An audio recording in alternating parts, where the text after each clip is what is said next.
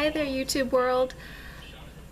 This is my first video after some deep consideration and debating. I have decided to utilize my YouTube profile and put up a video. Now, then the question comes of, what do you want to talk about? What kind of people do you want to connect to? And one of the things that I decided just on a whim, with basketball season being well in force right now, is let's talk about basketball. And I just finished watching the Blazers Spurs game. You can see that I'm decked out. I have my Blazers hat and I have my Spurs jersey. They're actually two of my favorite teams. Apparently this is weird. Very rarely do I see people do this, and I've been told that it's weird. I've gone to a Blazer game dressed in both colors, and I definitely did notice some stares, some smirks, but I don't know them, they don't know me. It's all good. But it's been an interesting week. It sure has, especially as a Spurs fan. I was actually at the game on Monday when the Spurs were in town to play the Blazers, and it was a good game. Ultimately, it was kind of worrisome because Popovich had not played the main guys. Ginobili didn't play, Duncan didn't play, Parker's been out for a while now with injury, but the Spurs bench, their team, guys who came up to the plate and they played well. That's the nice thing about the Spurs, is they're always, because they're so deep, they're ready to play. The effort's always there. Popovich wouldn't expect anything less. But as of right now, the Spurs are 0-2 against Portland. One question that I get asked all the time is, who do you root for when they play each other, if they're your two favorite teams? And I guess kind of a system that I have is I find myself rooting for the home team, if that makes sense. So when I was at the Moda Center, I was rooting for Portland. I actually had my Elders jersey on. I was in black and red. Tonight I was in my Duncan jersey, and it was a hell of a game. Triple overtime again for the Spurs. Triple overtime loss again for the Spurs.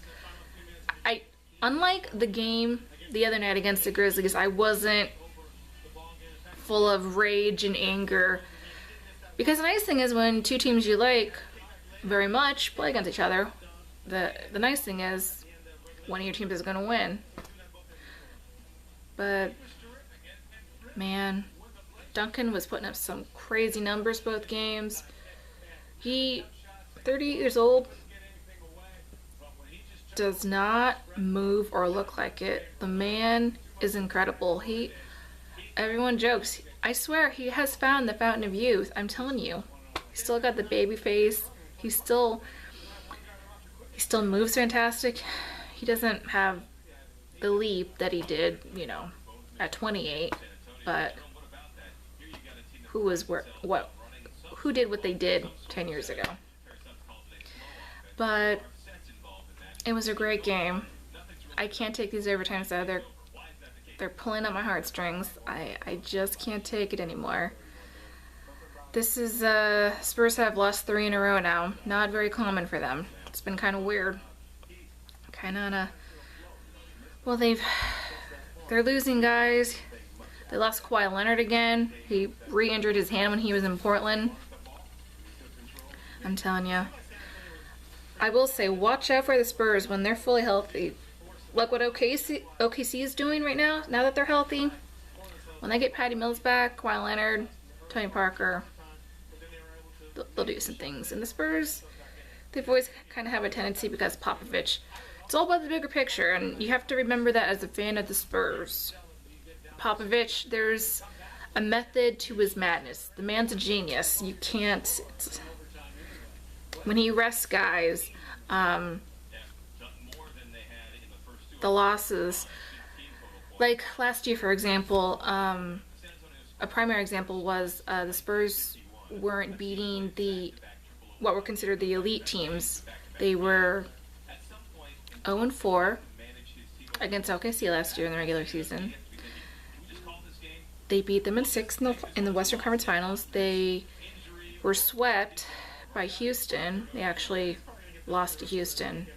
Granted, they didn't play their main guys again. They lost by 30. I don't know.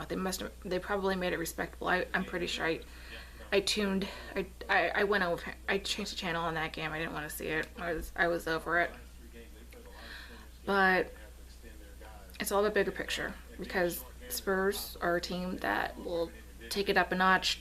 A different switch is turned on during the playoffs, so I just have to remember that. But the Blazers are looking fantastic. Damian Lillard took over. He's the reason they won this game tonight. They did great. And I think that when talking about the best point guards in the league, we gotta mention Damian Lillard. If you're gonna talk about Rondo, Tony Parker, Chris Paul, you have to mention Derrick Rose. You can't forget Damian Lillard. The man is clutch. Clutch.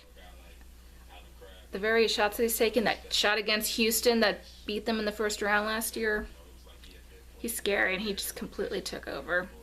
And by the third overtime, the Spurs were just out of gas. But it was a good game. Blazers are young, so I think they'll be okay against the Pelicans tomorrow.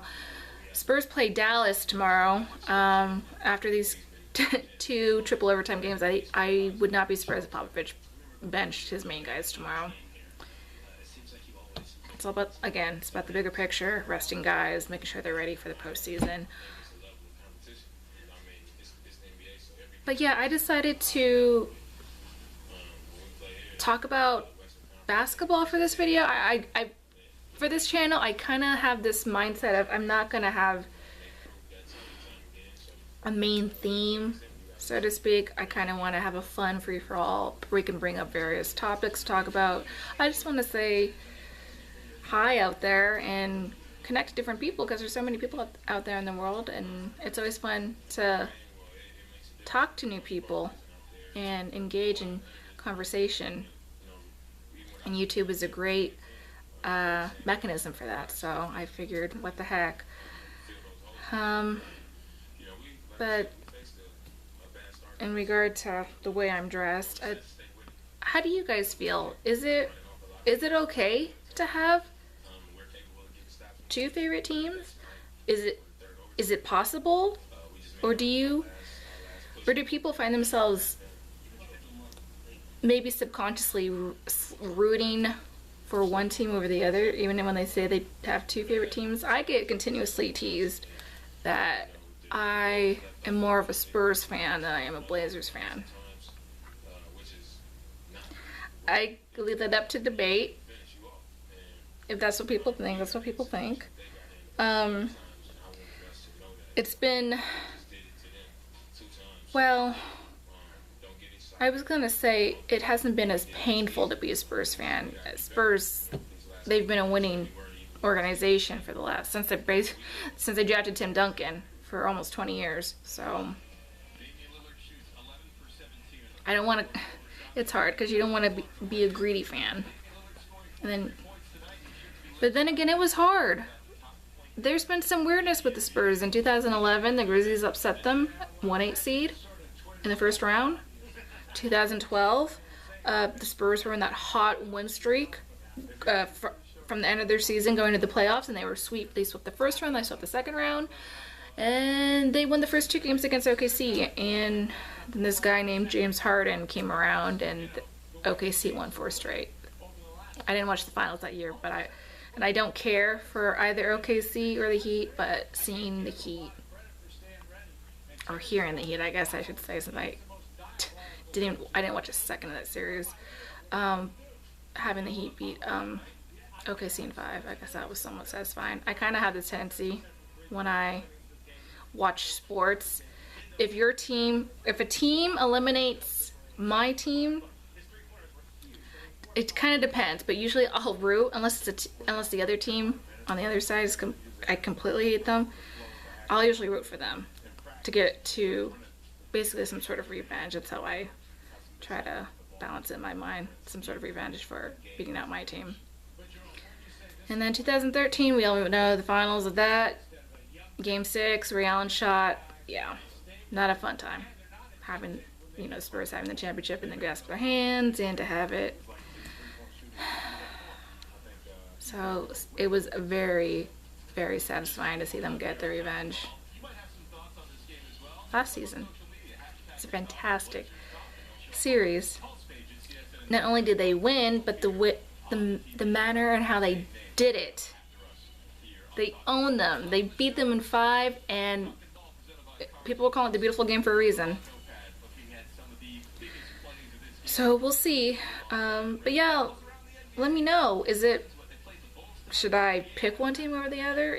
Should I pick the team of the state that I actually live in? I hear that. I get that a lot too. That how can you root for a team of a state that you don't even live in? I live in Oregon, and trust me, I know a lot of Golden State and Laker fans, and I don't think not all of them have ever been to California. Like who you want to like. It's all good. But yeah, thought it would be a great way to break the ice. Talk about teams that you like, and I guess we'll see. I guess we'll see how the rest of the season goes. Should be a good one. There's still plenty of basketball left. Alrighty, well, I guess we'll see how it goes. Take care. Bye.